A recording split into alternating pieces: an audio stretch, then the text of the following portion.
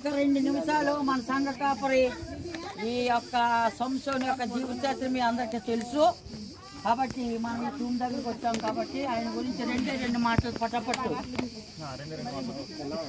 దేవుని నామాన్ని బట్టి మరి ఇప్పుడు వచ్చిన సంఘమంతటికి పేరు పేరున హృదయపూర్వకమైన వందనాలండి. ఈ సమయంలో మనము జోరియా, ఈ పట్టణం పేరు జోరియా, ఎస్ఐఏలకు మధ్యలో ఉన్న ఈ స్థలంలో మనం ఉన్నాం. మరి టెల్ జోరియా అంటారు ఇప్పుడు. మరి ఈ స్థలంలో ఈ సమాధి సంసోను గారిదండి.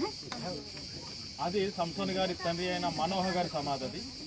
మరి సంసోను గారు మనకు తెలుసు న్యాయాధిపతిగా ఉన్నాడు ఇజ్రాయేలు వాళ్ళందరికీ.